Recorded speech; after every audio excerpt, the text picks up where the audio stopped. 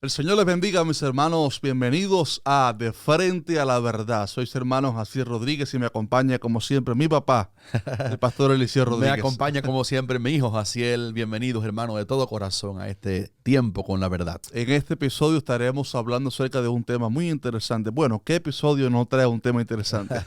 Toda la escritura es muy interesante, pero hay temas que son Cierto. muy especiales porque no se conocen tanto. Así es. Y hoy se trata acerca de la cena del Señor. ¿Qué significa tomar la cena del Señor indignamente? Fíjese, le voy a leer el pasaje de Primera de Corintios, capítulo 11, versículos 28 y 29. Lo estoy leyendo en una versión que tiene algunas variaciones, pero dice así: así que cada uno debe examinarse a sí mismo antes de comer el pan y de beber la copa. Porque el que come y bebe sin discernir el cuerpo, come y bebe su propia condena. Tremendo esto. Y esto abre en la versión Reina Valera. Así que, ¿qué significa tomar la cena del Señor indignamente? Pero antes de comenzar a responder esta pregunta, vamos a ir desglosando todo el tema de la cena del Señor. Y quiero comenzar este episodio con la pregunta: papá, ¿será necesario o importante que un cristiano tome la cena del Señor? Es sumamente importante. Conocí un hermano en Cuba, precisamente, me guardo el nombre de él. Estaba en una iglesia, parece que no tenía buena doctrina, y él me dijo que él no la tomaba nunca porque él lo que le importaba era la comunión directa con el Señor y que la Santa Cena no tenía ningún valor, por tanto él no tenía ninguna importancia en tomarla. Pero fíjate, Hasi, que la Santa Cena es una ordenanza del Señor. Él la instituyó, ¿te acuerdas? En el aposento alto la noche antes de ser ahí muerto en la cruz, antes que fuera entregado ahí en el Getsemaní. Y él instituyó la Santa Cena y dio un mandamiento sobre ella a la altura del bautismo en agua. Es un sacramento, es un mandamiento del Señor. Por tanto, tomar la cena es una obediencia directamente a la palabra de Cristo. ¿Qué sucede entonces si alguien dijera, no quiero tomar la Santa Cena? Para mí no es importante. Bueno, primeramente que todo está en una rebeldía a la palabra del Señor. Todos los mandamientos de Cristo son para nosotros. Por tanto, una persona que diga, yo decido desobedecer un mandamiento del Señor, qué peligro, va a buscarse un gran problema con el Señor. Quizás el Señor le dé una oportunidad. Él es un Dios misericordioso y Él no nos ha pagado como merecemos, dice el Salmo 103. Así es. Pero literalmente está afrentando al Señor porque el Señor ordenó que tomáramos la Santa Cena que Él nos dio para tomar. Qué tremendo. La Santa Cena está compuesto por dos elementos tremendos que estaremos explicando ahora, pero siempre veo en las redes sociales que muchas personas preguntan, ¿cada cuánto debemos tomar la Santa Cena? Sí, lo han hecho y muchas veces. salen los abogados de una teoría, de una posición, y los de otra dicen, tiene que ser en todos los cultos, tiene que ser los domingos, tiene que ser cada un mes. Hay dos corrientes que son bíblicas. Primeramente, el Señor Jesús, que fue el que estableció esta ordenanza, dijo, todas las veces que comiereis este pan y bebiereis esta copa. Y Jesús en la enseñanza no estableció un día específico para tomarla. Así que dijo todas las veces. Más luego, en Hechos de los Apóstoles, cuando la iglesia ya comenzó a surgir, los discípulos en aquel tiempo se reunían el primer día de la semana y generalmente, no es que dice que tiene que ser así, el testimonio bíblico es que se reunían ese día y ese día tomaban la cena del Señor, pero no hay nada que diga en la Biblia que tiene que ser en la mañana, en la noche, que tiene que ser el domingo o el jueves cuando la tomemos. Wow. Debe ser con frecuencia. Obviamente. Porque es un recordatorio de la cena del Señor. Aquí en Monte de Sion no tenemos nunca un día específico, porque no queremos tampoco hacerlo como una religión. Exacto. Llenar un schedule. Nos toca tomar la cena el domingo, nos toca el próximo mes, sino que sea en un momento que el Señor lo indique y lo hacemos muy frecuentemente realmente. Eso lo veo importante porque he visto lugares que se ha hecho de toda una religión alrededor de la Santa Cena, y he visto que han intentado imitar ciertas cosas de ciertas religiones en estas liturgias. Y yo creo, Hasi, permiso, cuando se hace por un calendario muy seguido, por un calendario, se tiende a veces a perder la solemnidad. Es como tú decías, es como una religión, una práctica que llega a ser un poco vacía si no le damos la solemnidad y el significado que aquí queremos hoy enseñar a los hermanos. Tremendo eso, tremendo eso. Ahora, hay dos elementos principales en la Santa Cena. Ahora, antes de hablar de ellos, la Santa Cena, el Señor la celebró con sus discípulos por primera vez, digamos así, Sí. con sus discípulos en el aposento alto. Sin embargo, viene de un mandato también del Antiguo Testamento todo esto, ¿cierto? Sí, porque Jesús está reunido. Fíjese que aún en Corintios 11, Pablo hace mención de una cena que estaba antes de los elementos simbólicos de la cena del Señor, porque Jesús estaba reunido con los discípulos, no para tomar el pan y el vino nada más, sino para celebrar la Pascua. ¿Te acuerdas? Él dijo, cuánto he deseado celebrar esta Pascua, porque era la última con ellos, porque todos los años los judíos la celebraban. El recordatorio de aquella noche bendita en que Israel fue libre de Egipto, y esa era la Pascua, recuerda, la fiesta más solemne realmente de los judíos. Y allí en el aposento alto, como tú dices así, reunidos tomando la Pascua, ya habían comido el cordero, la carne del cordero asado al fuego y las hierbas amargas, si te acuerdas de eso. Si quieren aprender más de eso, lean el pasaje de Éxodo, cuando Éxodo capítulo 12. Cuando Israel va a salir de Egipto esa noche. Sí. Qué emocionante es esa noche. uno se espera así cuando hay un evento importante, uno esa noche lo espera. Bueno, esa noche Israel iba a ser libre, 9 de Aviv.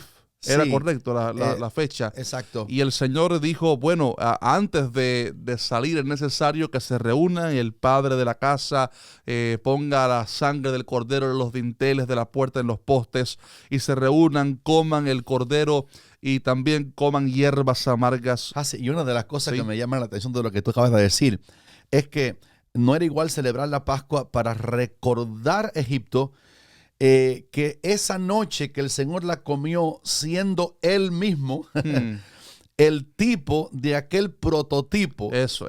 Prototipo, o el prototipo del tipo, mejor dicho. El tipo era el cordero animal. El prototipo es Cristo. Y ahora dice, he deseado comer esta Pascua porque aquel cordero que se comían era el tipo del prototipo que es Cristo mismo. Entonces, tiene un significado tan especial que estaban comiendo el cordero delante del cordero. Ciertamente. Un día deberíamos hacer un episodio acerca de las tipologías de Cristo. Como hay elementos ahí. En el libro que yo escribí, ¿te acuerdas de Cordero Inmolado? Claro que sí. 360 y pico de páginas, algunas personas pueden tenerlo. Allá hay un capítulo entero que habla de la tipología, las profecías tipológicas que apuntaban al Cordero que ahora estaba comiendo la Pascua cuando instituyó la Santa Cena del Señor. Busquen ese libro. Me recuerdo muy claramente cuando hablaste sobre el torrente de Cedrón. No hay tiempo para hablarlo hoy.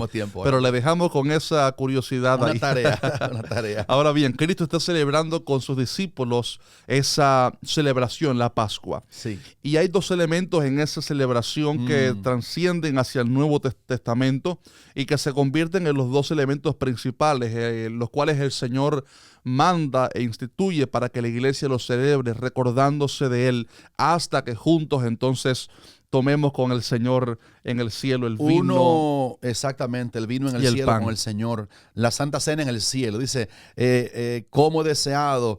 Y dice, hasta que lo comamos nuevo con vosotros en el reino de nuestro Padre.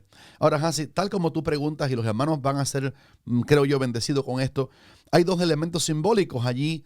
En la cena del Señor es el pan sin levadura, muy conocido por todos los judíos, el pan sin levadura, porque la levadura en ese contexto es tipo del pecado. Por eso el pan sin levadura, que también es un tipo de Cristo, es un pan que ilustra la pureza de Cristo y también la pureza de la doctrina de Cristo. Exacto. Hay un pan sin levadura y hay una copa. Fíjate que el Señor siempre le llama copa, no le llama vino, porque está hablando del jugo de la vid que ilustraba esa sangre. Y ustedes saben que el pan era símbolo del cuerpo del Señor y la copa, el jugo de la vid o el jugo de la uva, ilustra la sangre derramada por el Señor en la cruz.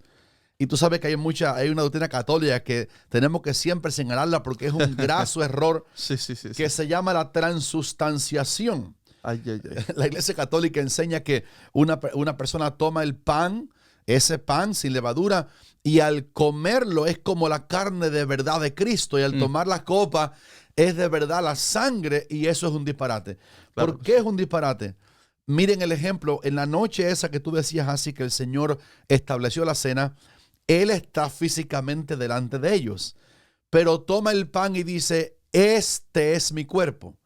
Y toma la copa y dice, esta es mi sangre. Y eso me deja ver que el pan no era la carne, Claro. literalmente hablando, sino que la expresión este pan es mi carne, quiere decir significa mi carne. Y esta copa es mi sangre, no es que era los glóbulos rojos y Claro, los cromosomas, sino que era el significado de la sangre del Señor que iba a ser derramada por nuestros pecados. ¿Y por qué es importante por qué será importante que aclaremos esto? ¿Cuál es el sentido o la religiosidad que la Iglesia Católica le da a esto? Imagínate si una persona cree que está tomando literalmente la carne de Cristo y literalmente la sangre de Cristo, eso no le hace ningún efecto, porque el evangelio nunca depende de un objeto, nunca depende incluso meramente de la carne de Jesús como flesh, como carne. Nunca depende de la sangre como sangre, sino de la fe Exactamente. en su cuerpo partido y de la fe en su sangre derramada. Alguien puede decir, yo estuve allí en el Calvario. Imagínense lo que estaban allí. Allí estaba Juan, allí estaba María, allí estaba la gente, en los verdugos, el centurión. Imagínense que hubieran arrancado un pedazo del cuerpo del Señor y llevárselo para la casa, o tomar en una tacita allí frente al Calvario un poquito de la sangre y llevárselo para la casa. Eso no les servía de nada. El evangelio es una fe, Exactamente. porque por gracia somos salvos por medio de la fe. Y es por eso que no es tan importante que se convierta en la carne o que se convierta en la sangre, sino que creamos que en la cruz del Calvario nuestro Señor hizo las dos cosas así que la carne y el pan significa. El cuerpo, el pan ilustra el cuerpo partido. ¿Tú te acuerdas qué pasó en el templo? Responde, mis hermanos, cuando el Señor expiró, ¿qué fue lo que se rasgó en el... Obviamente, se rasgó el velo de arriba hacia abajo. ¿Por qué de arriba abajo? ¿Por qué no de abajo? Porque fue Dios el que rompió la barrera que había de división entre Dios y el hombre. Y podemos ahora entrar confiadamente al trono de su gracia, al lugar santísimo. Qué lindo lo dijiste, Hansi. Fue Dios el que, por eso de arriba abajo, porque fue Dios quien lo abrió. Entonces, el hombre no podía hacerlo, de hecho era tan fuerte ese velo. Sí, tú sabes que 2 toros, el tejido que Moisés habla ahí en el Pentateuco, cuando se lee, se dice que 2 toros bien fuertes, alando el velo, Exacto. cada uno por su lado, no lo podían romper. Era un tejido a la manera de Dios, indicado divinamente.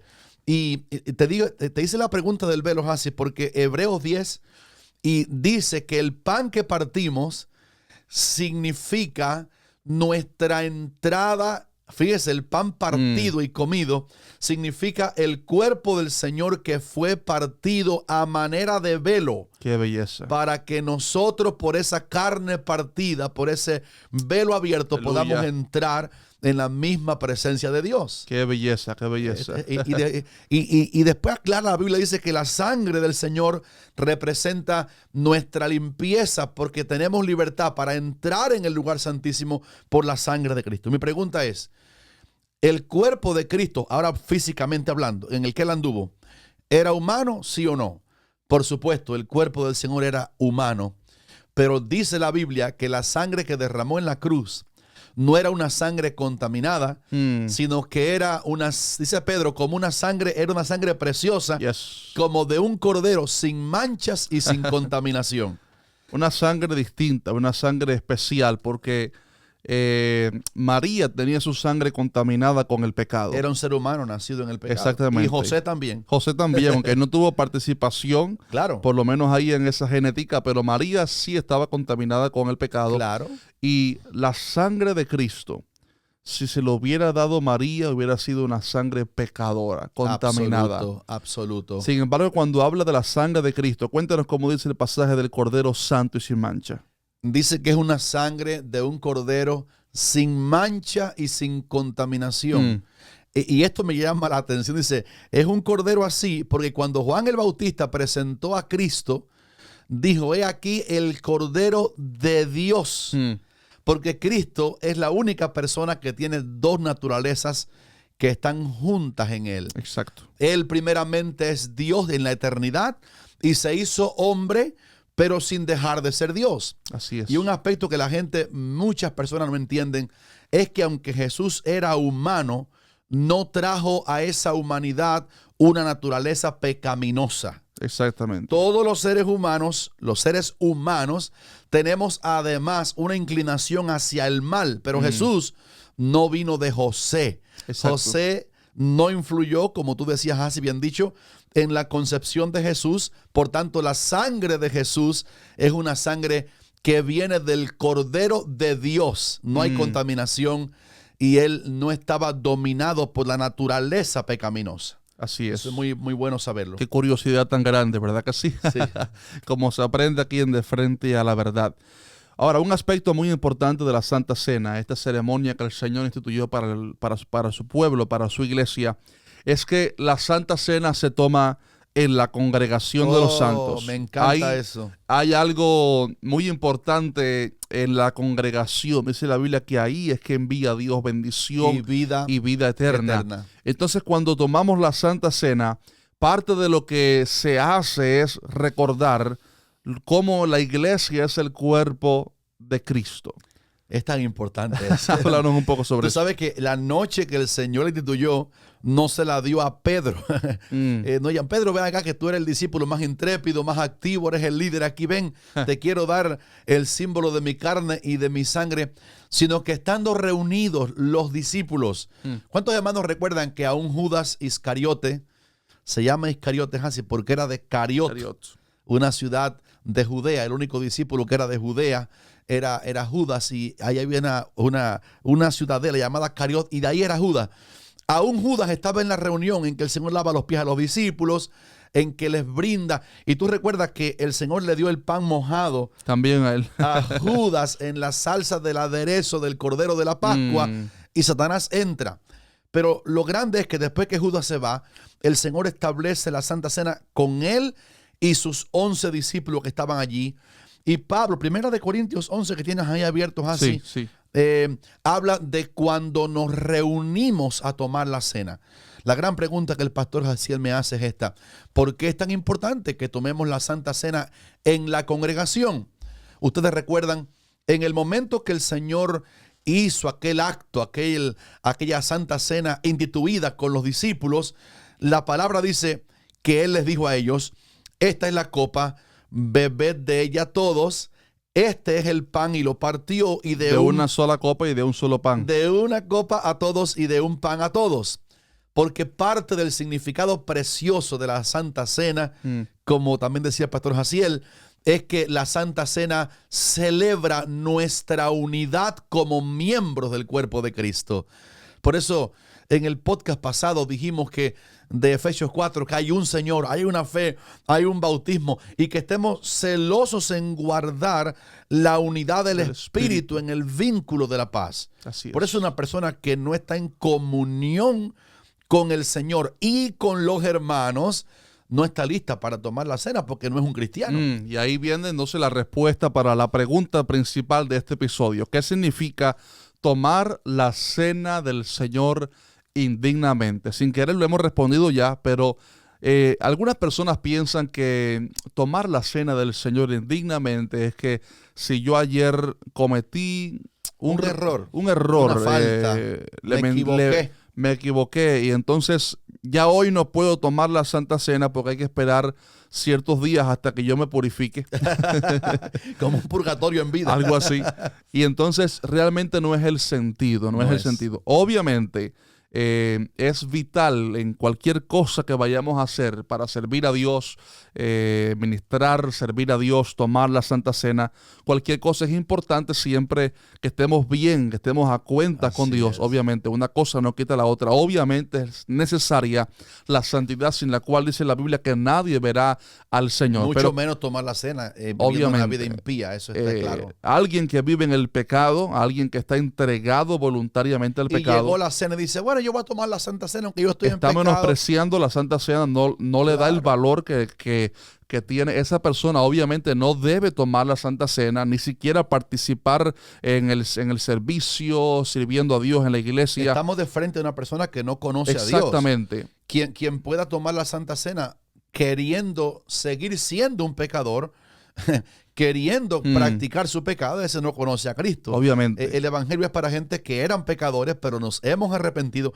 Y curiosamente la palabra no nos manda, no nos llama nunca más, no nos llama pecadores otra vez, nos llama santos. Exactamente. Yo he visto a veces en la iglesia, hermano, yo doy gracias a Dios porque soy muy pecador, Dios me sigue ayudando. No. Si usted es pecador, yo le invito a que se convierta a Cristo. Y después que usted sea cristiano, Dios no le llama pecador más, lo llama santo, los del camino y demás. Precioso. Entonces, alguien diga, yo estoy en pecado, pero aquí brindaron una cosa y me la voy a tomar. Cuidado. Mucho cuidado ahí. Juicio, come y bebe para sí. Exactamente. Ahora, establecemos esa base obvia. Aclaración, esa base obvia, para entonces explicar cuál es el contexto y a qué se refiere específicamente tomar la cena del Señor indignamente. Alguien que está en el camino correcto del Señor, cristiano, que está buscando a Dios, que es cristiano, debe tomar la Santa Cena, aunque quizás ayer se equivocó, se arrepiente, busca la sangre de Cristo, Dios lo ha perdonado. Por supuesto que puede participar de la Santa Cena, porque lo que la Santa Cena realmente significa, y a lo que Pablo se refiere aquí, tomar la Santa Cena indignamente, lo responde el mismo versículo. Vamos a explicarlo. Antes quiero decir, y bueno, la iglesia Monte de Sion que pastoreamos aquí tú y yo en Miami, una iglesia preciosa, llena de hermanos, llenos de cariño. Ha oído muchas veces esto. Sí. Ellos son ya maestros de esta palabra. Pero a través de nuestra trayectoria por años, y tengo 33 años de pastorado ininterrumpido, aunque parezco hermano del pastor, soy su papá, pero no. He visto hermanos que en una, voy a llamarla así, en una santa ignorancia, dicen lo que tú decías. Ayer yo cometí un errorcito, pero hoy es la Santa Cena y me dijeron que si yo tomo la cena hoy, después que ayer me equivoqué, me parte un rayo, me cae juicio. Miren esto, hermano, con curiosidad. Otra vez recalcando, ¿qué es lo que significa la copa que nosotros tomamos? La copa significa la sangre de Cristo derramada en la cruz. Y la pregunta obvia es, ¿para qué es la sangre de Cristo?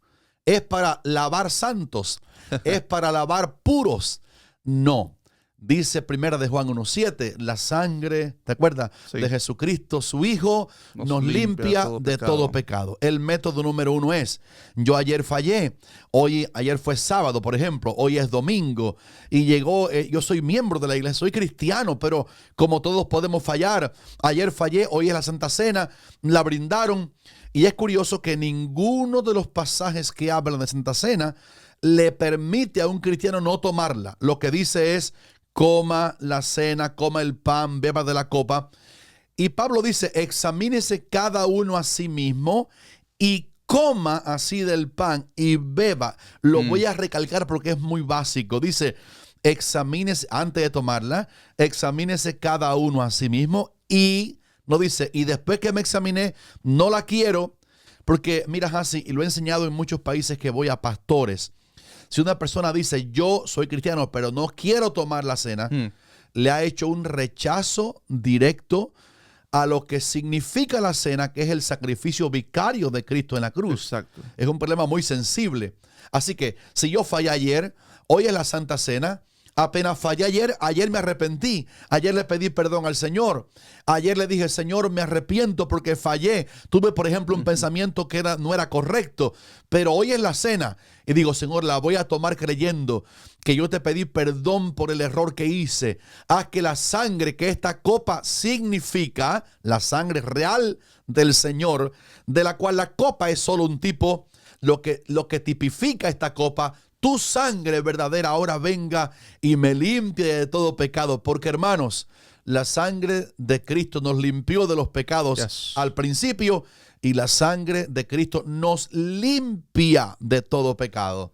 Y otra cosa es, al tomar el pan, ayer fallé, hoy me arrepentí de haber fallado, no lo quiero hacer más nunca. Llegó la Santa Cena del Señor, voy a comer el pan del Señor, voy a comer el pan de la cena con temor, pero arrepentido, fallé, te pido perdón. Ahora, Señor, lo voy a tomar en fe, porque este pan significa que tu cuerpo partido en la cruz me abrió el camino para que yo tenga hoy libertad para entrar en el lugar santísimo. Esa es la base. Y la pregunta que tú haces es muy clara. Cuando Pablo en 1 Corintios 11, así que versículo es, explica, dice, tomar la cena, el que comiere y bebiere este pan indignamente, y ahí Pablo pone una coma, y Pablo en manera clara explica qué es tomar la cena indignamente, y él dice, el que come y bebe indignamente sin discernir el cuerpo del Señor, juicio come y bebe para sí. Sin discernir el cuerpo del Señor. Versículo 29 de 1 Corintios 11. Ahí está la cita. ¿Qué quiere decir sin discernir el cuerpo del Señor? Ya me habían enseñado los pastores a través de la Biblia que el pan significa el cuerpo. Ya me enseñaron los pastores antes de tomar la cena que la copa significa la sangre de Cristo. Ahora, ¿qué es tomar la cena sin discernir el cuerpo? Mire, el cuerpo de Cristo en toda esta gran epístola, uno de los temas principales de 1 Corintios todo, es que la iglesia es el cuerpo del Señor. Exacto. ¿Qué pasaba en la iglesia de Corinto?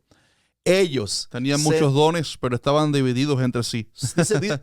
Dice que se entregaban a los tribunales unos a otros, tenían pleitos, celos, y yo quiero que me perdonen por ser tan duro con esto que voy a decir, porque viene de la palabra. Si un hermano tiene celos, pleitos, contienda, disensiones, todavía está en su carne.